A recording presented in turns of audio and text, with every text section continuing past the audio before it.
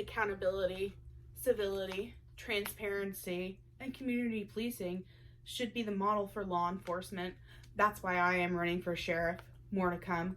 Attorney Alton Edmond, June 2020, as reported by the Space Coast Rocket after he announced that he was running for deputy sheriff of Brevard County Sheriff's Office in the upcoming 2020 election. As citizens of Brevard County, it's our duty and our due diligence to pick the correct persons to be our leaders, mostly the ones that are going to be in a leadership role where policing is going to be involved. That's why I am here to discuss why Brevard County residents should shy away from re-electing Sheriff Wayne Ivey as Deputy Sheriff for Brevard County Sheriff's Office for the now 8th year in a row since 2012.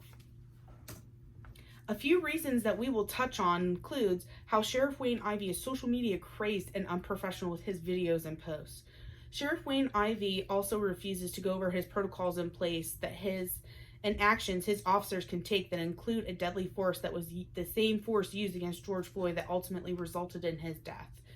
Sheriff Wayne Ivey has also had a death occur in his detention center and refused an external investigation for what happened with this death. What would Brevard County look like without Sheriff Wayne Ivey and a fresh new face in town? Wayne Ivey is not fit for another year of sheriffing. The problem with Ivey is held with many things. First off, Ivey is a social media user and basically an influencer. Ivey uses social media to create, quote, game shows, unquote, to call out perpetrators with warrants, plastering their faces and their names all over social media to embarrass them to the point where they end up turning themselves in, or using the citizens of Brevard County to go on a witch hunt to find these people who are mostly a part of non-violent crimes and like violating probation. According to WFTV News 9 in June 2020, many surrounding police agencies revisited and removed the same vascular neck restraint protocol that was used to murder George Floyd. Quote, a few police agencies in South Florida that allow vascular neck restraint like tactics, like Brevard County, have suspended using it while the policy was reviewed because of the incident that happened in Minneapolis. Wayne Ivey said that he has no plans for that, unquote.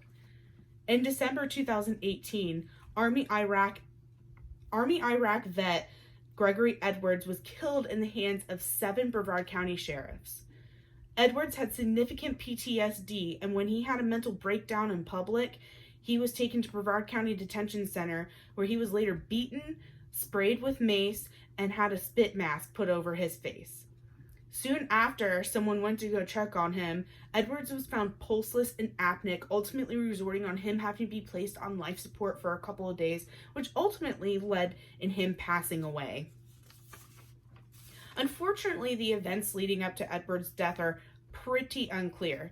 Florida Today reported in November 2019, both the Sheriff's Office and State Attorney's Office have refused to release the video footage of what transpired in the jail, a video that would clarify the events that led to Edwards' death. Now, here are some solutions to the unprofessionalism of our current sheriff. Defense attorney Alton Edmond is planning to run for Brevard County Sheriff. Alton Edmond is a Democrat who is also a professor that runs his own firm.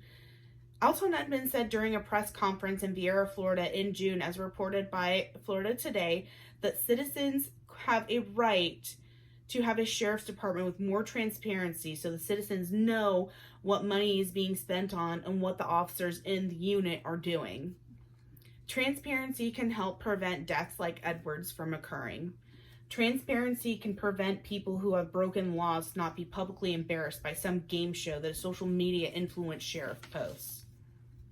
Another solution is to hold Sheriff Wayne Ivey more accountable for his actions and the actions performed by his reporting officers, who might be one of the ones that uses a vascular neck restraint one day and kills a non-violent citizen, much like George Floyd, ultimately causing an uproar in our community.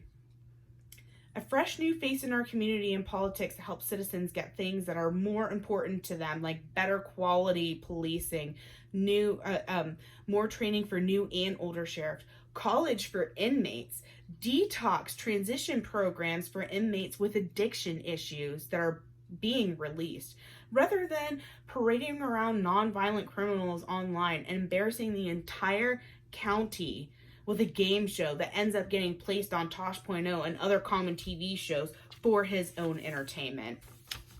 In conclusion, today I talked a lot about the wrongdoings of Sheriff Wayne Ivey and why he should not be reelected for Deputy Sheriff of Brevard County. He is becoming a growing problem with his unprofessionalism that he just likes to sweep under the rug.